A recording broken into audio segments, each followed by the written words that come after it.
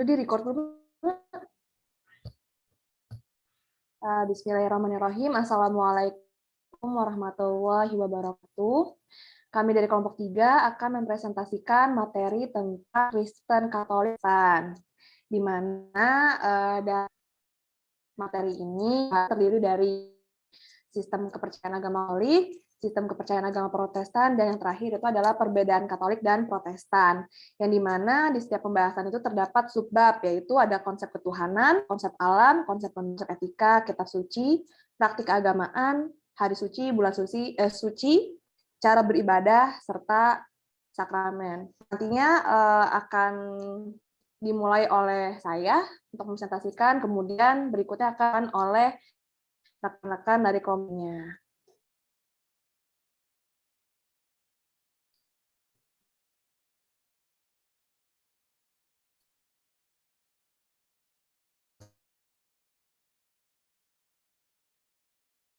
Pada Nana, slide-nya.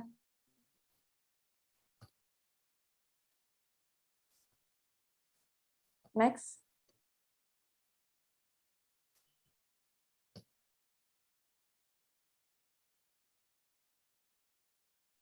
Next, Nak. Udah. Lagi maksudnya.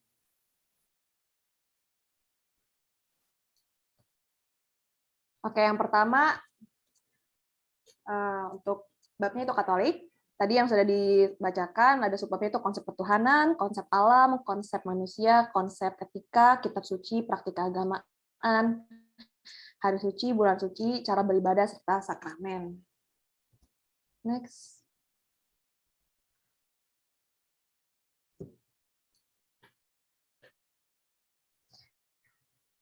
Subbab yang pertama yaitu konsep ketuhanan. Ajaran ketuhanan dalam agama Kristen termasuk Gereja Katolik adalah sebagaimana tercantum dalam Kredo Iman Rasul, yaitu Tritunggal yang terdiri dari Allah Bapa, Allah Putra, dan Roh Kudus.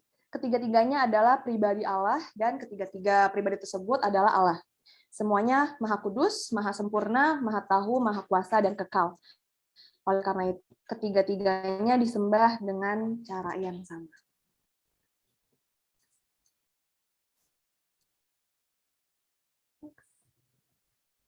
Selanjutnya, konsep tentang alam, yaitu menaklukkan dan menguasai alam semesta harus dilakukan dengan cara seperti yang dilakukan Allah. Artinya bukan dengan memanipulasi atau mengeksploitasi secara semena-mena, tetapi dengan tetap memelihara keharmonisan manusia berdasarkan pada kejadian pasal 1 ayat 28 dalam Alkitab Ibrani, yaitu bertambah banyak, penuhilah bumi dan taklukkanlah itu. Berkuasalah atas ikan-ikan di laut dan burung-burung di udara dan atas segala binatang. Kemudian ada Tuhan Allah mengambil manusia itu dan menempatkannya dalam Taman Eden untuk mengusahakan dan memelihara taman itu. Kejadian pasal 12. Selanjutnya oleh rekan saya kepada Kamila Nisdinazen, karya dipersilahkan. Slide selanjutnya.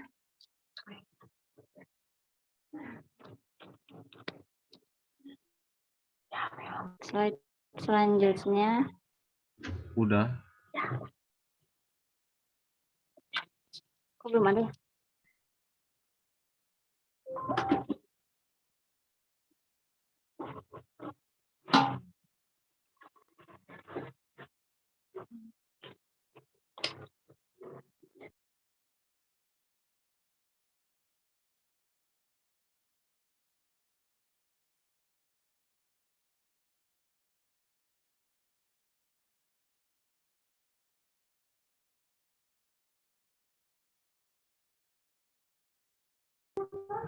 Ya, selanjutnya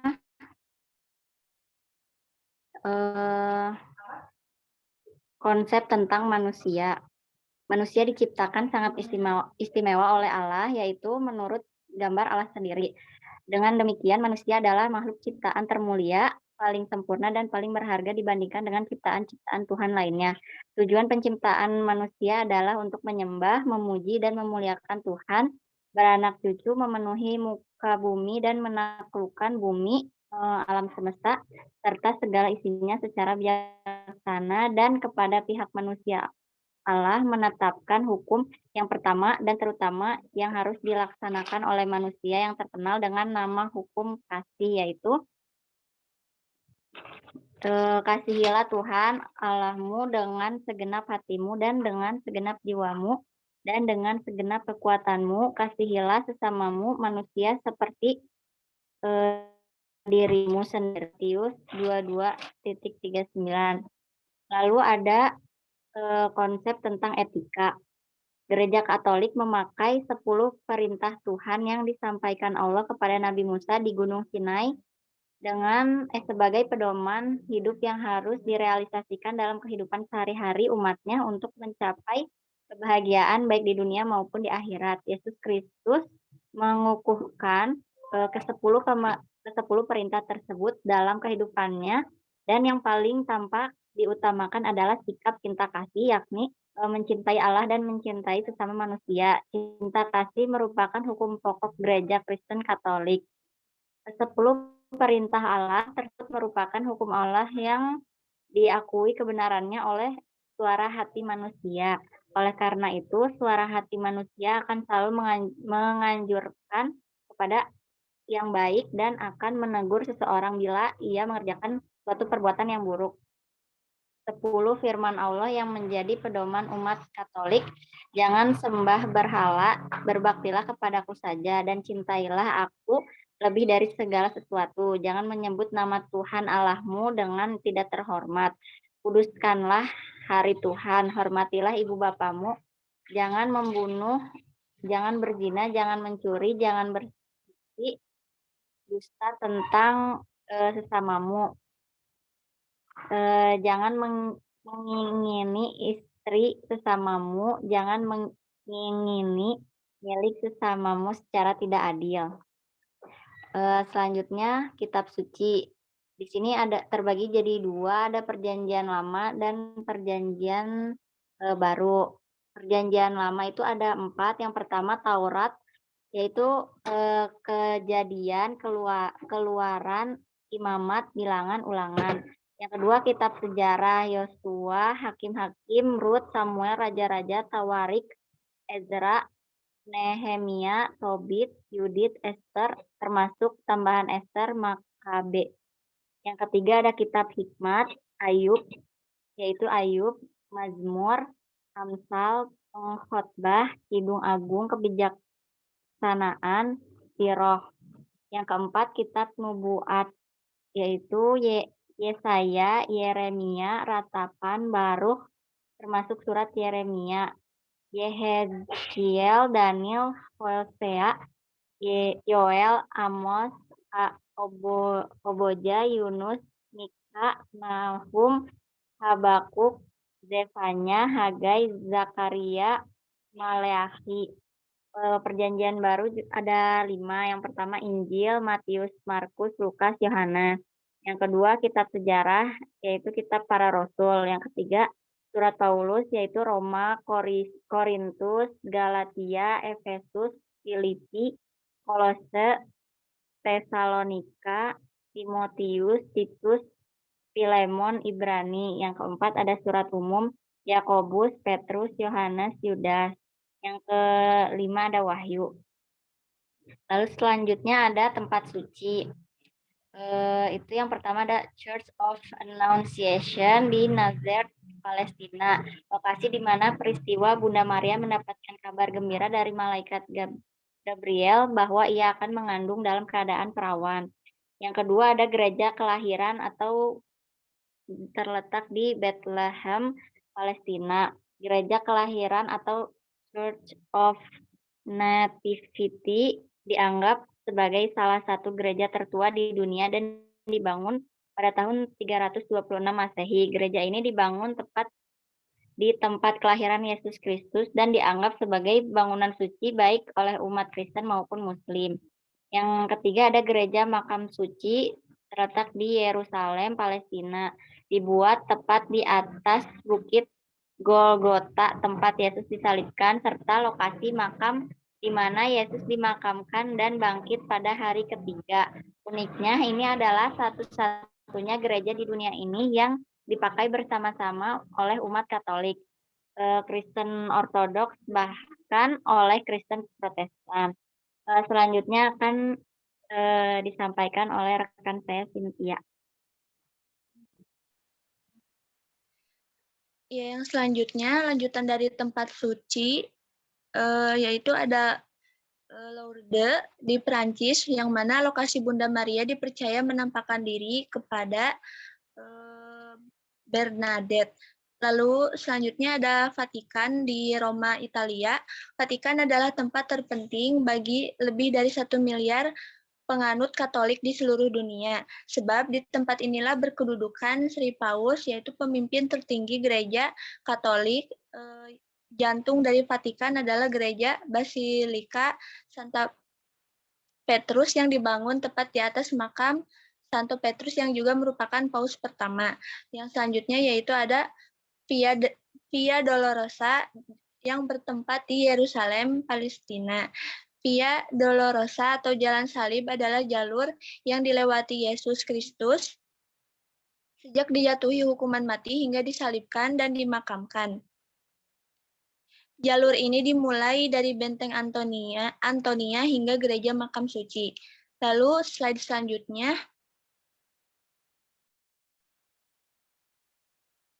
ada tentang hari suci.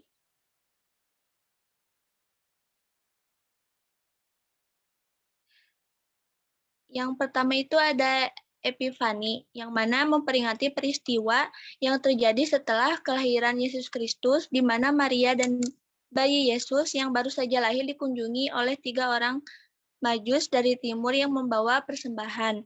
Yang kedua yaitu ada Rabu Abu, yang mana Rabu Abu adalah hari raya permulaan masa Prapaskah, yaitu masa berpuasa dan berpantang bagi umat Katolik. Dinamakan Rabu Abu sebab pada hari raya ini setiap orang Katolik wajib ke gereja untuk diusapi abu pada dahinya. Lalu yang selanjutnya ada Minggu Palem. Minggu Palem dirayakan pada hari Minggu sebelum hari raya Paskah. Hari raya ini memperingati kedatangan Yesus ke Yerusalem sebelum disalibkan. Ada Kamis Putih, umat Katolik memperingati peristiwa perjamuan terakhir tepat 1 malam sebelum Yesus disalibkan. Lalu ada Jumat Agung, yaitu Jumat Agung adalah hari raya wafat Isa Al-Masih. Yang selanjutnya ada Sabtu Sepi, yaitu memperingati malam kebangkitan Yesus.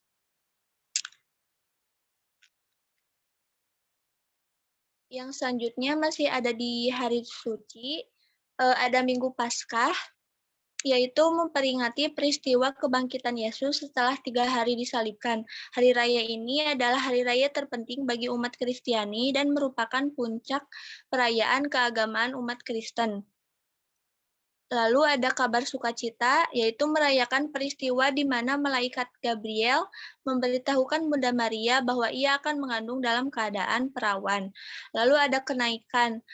Kenaikan adalah hari raya ini lebih dikenal dengan nama kenaikan Isa Al-Masih dan dirayakan tepat 40 hari setelah Minggu Paskah.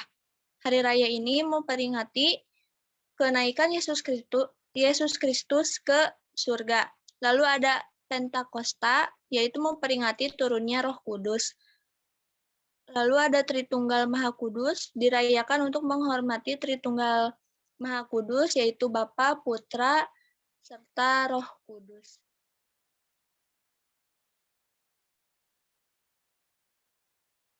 Yang selanjutnya masih tentang hari suci, yaitu ada Corpus Christi, yang mana memperingati sebuah mukjizat di mana roti hosti dan anggur pada suatu perayaan Ekaristi berubah sungguh-sungguh menjadi daging dan darah Yesus Kristus. Lalu ada kenaikan Bunda Maria, yaitu memperingati kenaikan Bunda Maria ke surga. Semua hari suci semua orang kudus, yaitu memperingati semua orang kudus yang sudah meninggal, disebut juga Halloween.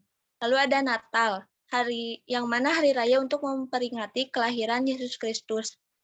Selanjutnya ada tentang bulan suci, yaitu selain hari raya umat Katolik juga merayakan bulan-bulan suci, semisal 40 hari sebelum Paskah disebut bulan Prapaskah dan diisi dengan berpuasa, berpantang, dan beramal. Sebulan sebelum Natal disebut bulan Advent.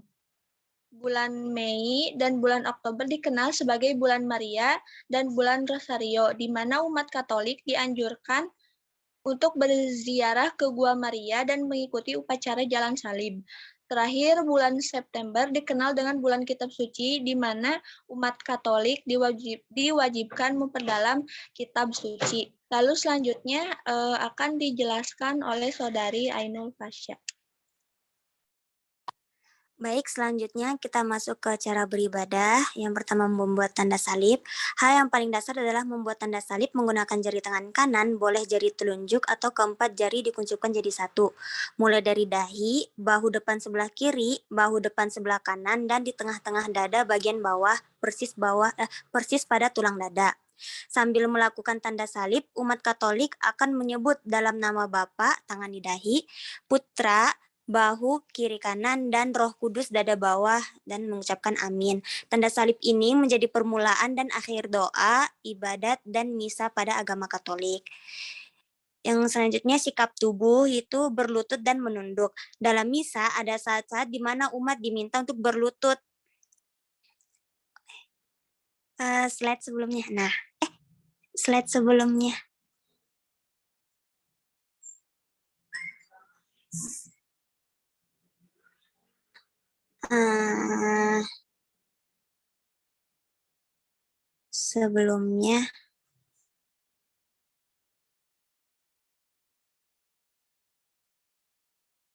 Sebelumnya lagi.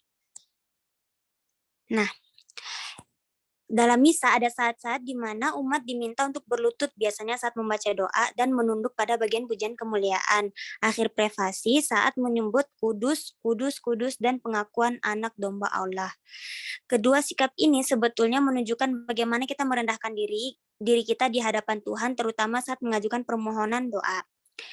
Yang cara beribadah misa, ibadah Katolik yang paling utama adalah misa. Umumnya misa diadakan tiap hari yang disebut misa harian. Misa kudus atau misa besar diadakan setiap hari Minggu. Misa merupakan bentuk ibadah yang hubungannya paling dekat dengan iman dan kepercayaan umat Katolik. Setiap hari Minggu sering disebut hari Tuhan.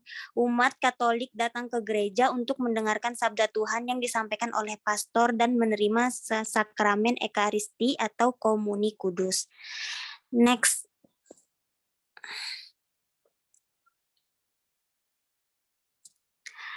Selanjutnya, cara beribadah doa harian. Doa harian ini dilakukan umat Katolik sangat beragam, tergantung waktu. Misalnya, doa sebelum makan, doa sebelum tidur, dan kepentingannya doa waktu sakit, doa sebelum ujian, dan doa pertobatan. Doa-doa tersebut dapat dilihat di buku Puji Syukur, tetapi doa yang paling sering diucapkan oleh umat Katolik adalah doa Bapa Kami, Salam Maria, dan Kemuliaan. Cara beribadah selanjutnya ada doa Rosario. Doa Rosario ini adalah kumpulan doa yang kebanyakan diambil dari Alkitab dan dipraktekkan oleh semua umat Katolik di seluruh dunia. Doa Rosario ini dilakukan sebagai wujud devosi kepada Perawan Maria. Umat Katolik biasanya melakukan doa ini sambil memegang Rosario setiap manik-manik mewakili satu doa. Cara beribadah selanjutnya ada doa novena. Jenis doa novena bermacam-macam. Yang paling sering dilakukan itu adalah novena Salam Maria, mengucapkan 3 kali doa Salam Maria, kemudian dilanjutkan dengan mengucapkan permohonan yang diinginkan. Dan novena orang kudus meminta perantaraan santo-santo perlindungan untuk menyampaikan doa kepada Allah. Umat Katolik sering melakukan doa novena saat sedang ditimpa masalah. Cara beribadah selanjutnya ada doa lingkungan. Nah, doa lingkungan ini sering disebut FA di agama Kristen Protestan dan Kristen Karismatik. Biasanya dilaksanakan setiap minggu, bergantian dari satu rumah ke rumah yang lainnya. Next.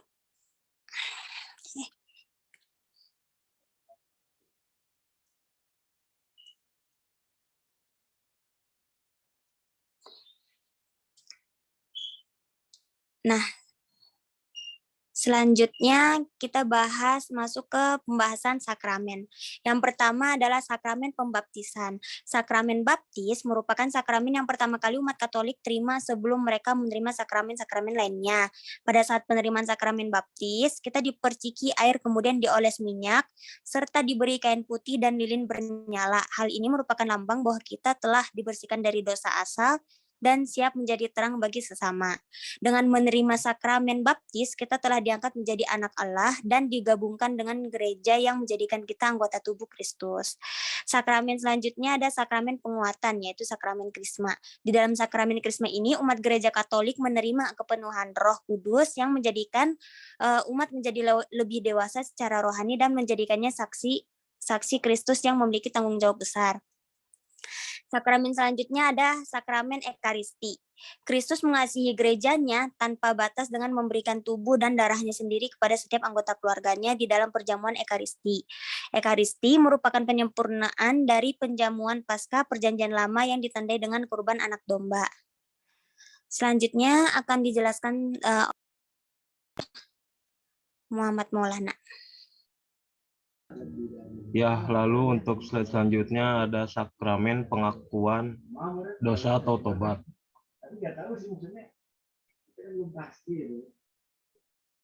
Bapa menganugerahkan kepada kita sakramen tobat atau pengakuan dosa. Pada sakramen ini kita mengakui dosa-dosa kita kepada imam. Karena Yesus Kristus sendiri telah memberi kuasa kepada para imamnya untuk melepaskan umatnya dari dosa setelah kebangkitannya. Melalui sakramen tobat, kita menerima pengampunan dosa dari Allah Bapa. Lalu yang selanjutnya sakramen pernikahan. Melalui sakramen perkawinan, Tuhan memberikan rahmat yang khusus kepada pasangan yang menikah untuk menghadapi bermacam tantangan yang mungkin timbul, terutama sehubungan dengan membesarkan anak-anak dan mendidik mereka untuk menjadi para pengikut Kristus yang sejati. Lalu yang selanjutnya, sakramen tahbisan atau imamat.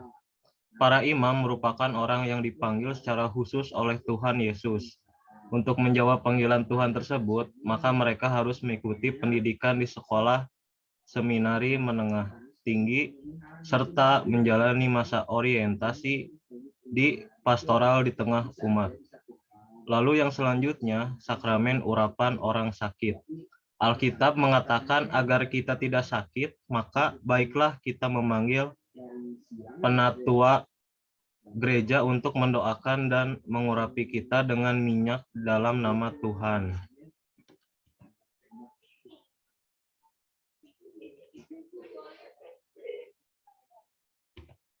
Lalu yang kedua, Protestan. Konsep ketuhanan, konsep alam dan manusia, konsep etika, sakramen praktik keagamaan, tempat suci, hari suci, dan tata cara beribadah. Lalu yang pertama, konsep ketuhanan. Seorang Kristen mempercayai adanya dua pihak, yaitu Allah tidak boleh diturunkan dari dalam surga. Tetapi di pihak lain, Allah telah menjadi manusia dalam kedatangan Yesus Kristus yang tidak boleh ditempatkan di titik tertinggi yang tidak dapat dicapai manusia. Lalu yang selanjutnya Yesus Kristus. Pada bagian kedua, pengakuan Imam Rasuli, Yesus Kristus diberi kehormatan yang sama dengan Allah Bapa. Karena keduanya merupakan satu kesatuan dalam konsep Tritunggal. Mengenai Yesus Kristus, gereja meyakini bahwa ia adalah benar-benar Tuhan dan benar-benar manusia. Yesus adalah benar-benar tergolong Allah. Nama Yesus berasal dari bahasa Ibrani Yosua yang berarti Tuhan menolong. Dia adalah juru selamat yang datang dari Allah untuk menyelamatkan dunia dan manusia. Dia adalah Kristus yang dijelmakan oleh Allah menjadi nabi, imam dan raja yang tiada tara. Lalu yang selanjutnya, Roh Kudus. Roh Kudus adalah Allah sebagaimana dinyatakan oleh namanya, sifat-sifatnya, dan karya-karyanya. Maka dari itu, orang Kristen bersyukur kepada Allah sebab Allah melalui Roh Kudus mau bersemayam di hati setiap orang yang percaya kepadanya. Peranan Roh Kudus dalam keselamatan antara lain meyakinkan manusia akan pertemuannya dengan Yesus Kristus, melahirkan kembali manusia secara rohani dengan syarat manusia harus beribadah kepada Yesus, sehingga ia menjadi ciptaan baru dan menerima hidup baru pula. Mencap manusia adalah milik Allah bagi yang mereka percaya dan bertaubat. Membaptis orang yang percaya untuk menjadi anggota tubuh Kristus. Mendiami hati orang yang percaya kepada Roh Kudus, memenuhi kehidupan orang yang percaya yaitu berupa perasaan, kemauan yang dikuasai oleh Roh Kudus, caranya dengan hidup dengan penuh penyerahan, melaksanakan firman Allah dan mengakui segala dosa. Lalu untuk slide selanjutnya akan dibacakan oleh Putri Tatim. Kepada Putri Tatim dipersilahkan.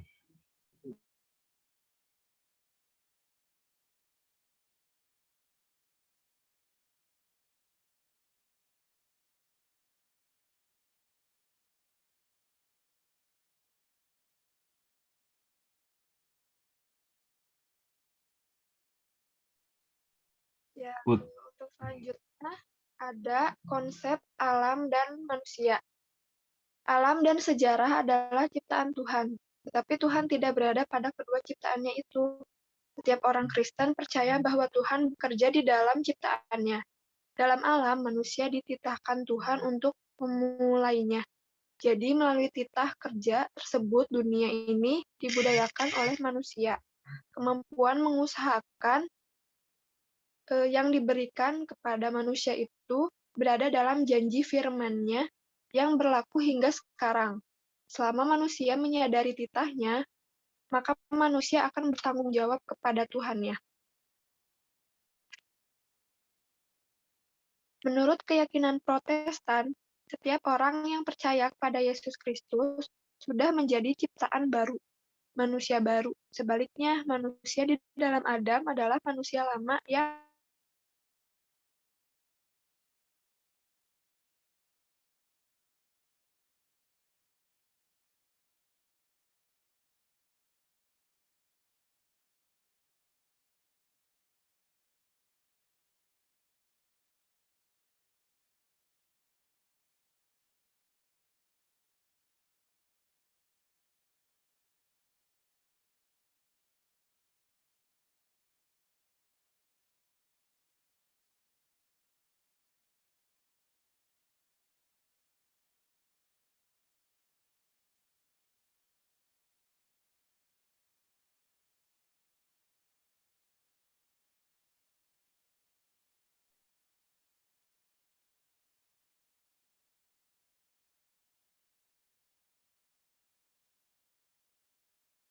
Selanjutnya, konsep etika. Etika Kristen bertugas mengupas hubungan antara iman dan manusia sesama manusia di dunia dan sebagainya. Sumber-sumber etika Kristen adalah Alkitab, etika falsafi, baik yang bercorak naturalistik maupun idealistik, adat istiadat dari suatu masyarakat. Lalu ada sakramen. Terdapat 7 sakramen, yaitu pembaptisan atau permandian, lalu ada Maha Kudus, Ekaristi, penguatan, Krisma, taubat rekonsiliasi, pengakuan dosa, perkawinan, pernikahan, imamat, pentahbisan, dan minyak suci, pengurapan orang sakit. Lalu ada tempat suci, di mana agama Kristen Protestan muncul setelah protes Martin Luther pada tahun 1517. Kata Protestan diaplikasikan pada umat Kristen yang menolak ajaran maupun otoritas gereja Katolik. Kitab suci agama Kristen Protestan sama dengan Kristen Katolik, yakni Alkitab atau Injil. Sementara tempat ibadah umat Kristen Protestan juga sama dengan Kristen Katolik, yakni gereja. Hari suci. Gereja Protestan Indonesia misalnya kebanyakan hanya merayakan 5 hari raya utama, yaitu Natal, lahir Yesus, secara tradisi tanggal 25 Desember, Jumat Agung, kematian Yesus, 3 hari sebelum Paskah, kebangkitan Yesus, tanggalnya berlainan setiap tahun. Selanjutnya dibacakan oleh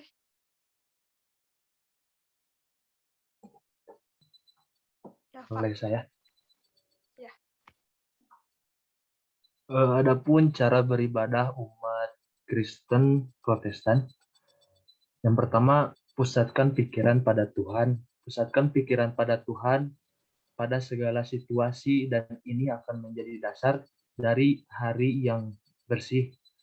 Kita akan jauh dari segala hal yang berbau duniawi, yang menyesatkan seperti amarah, rasa dendam, hawa nafsu, kekerasan, dan juga berbagai pikiran buruk lainnya.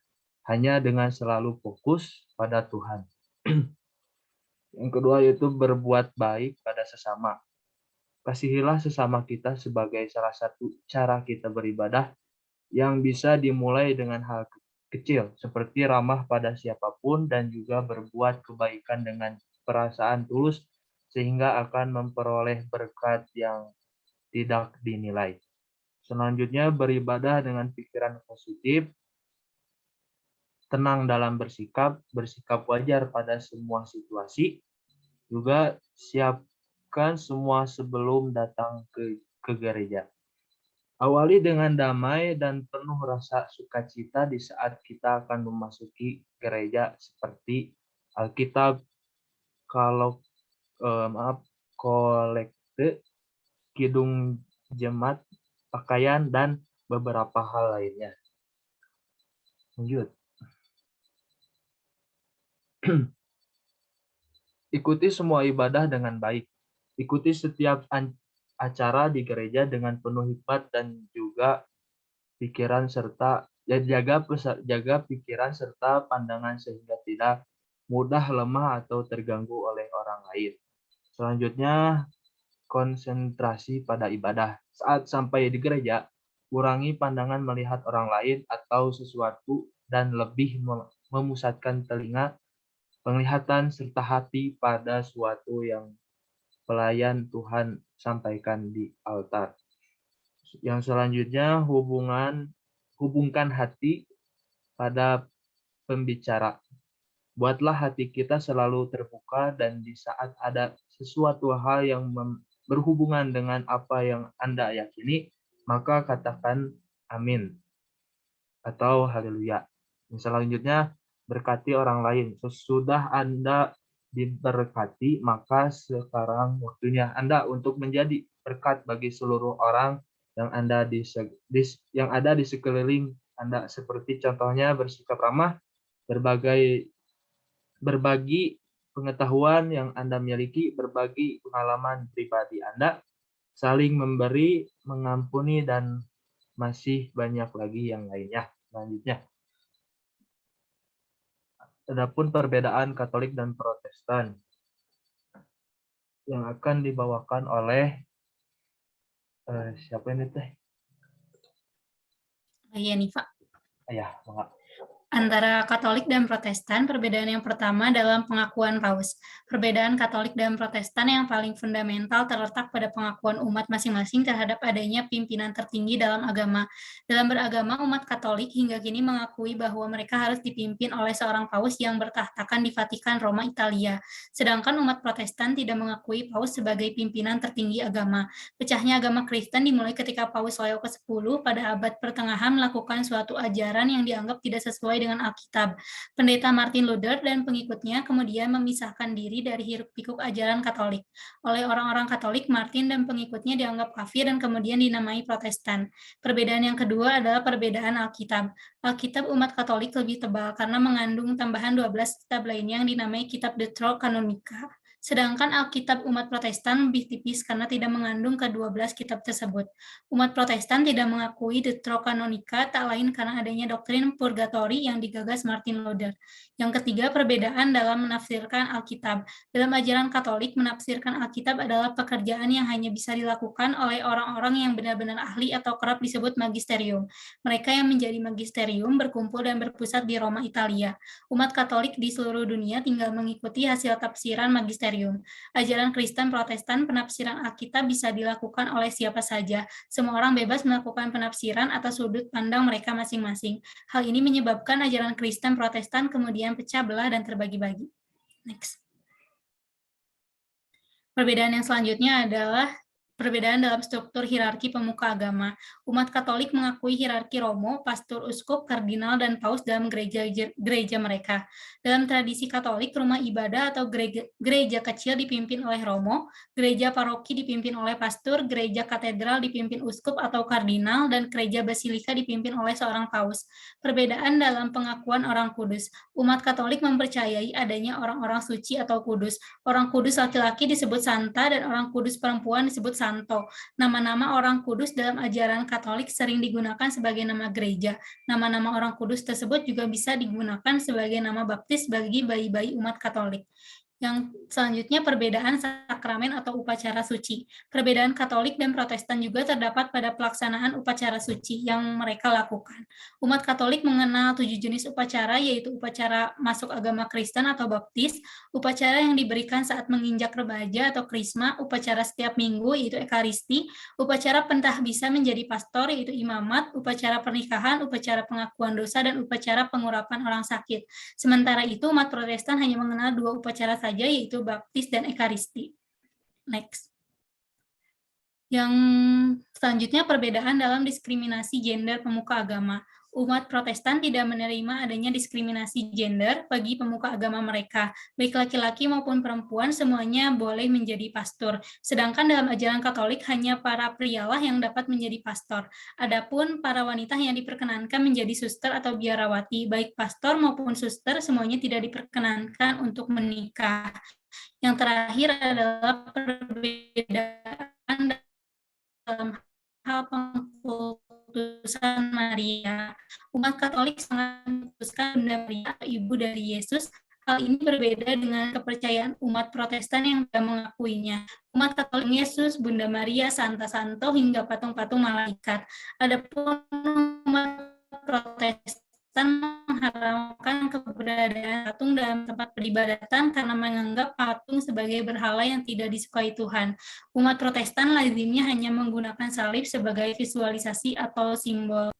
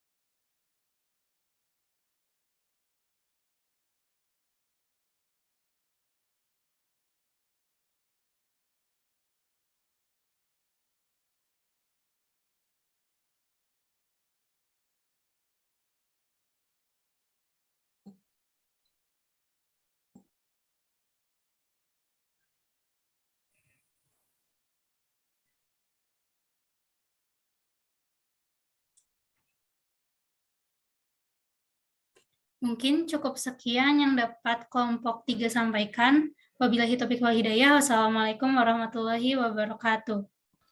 Waalaikumsalam warahmatullahi wabarakatuh.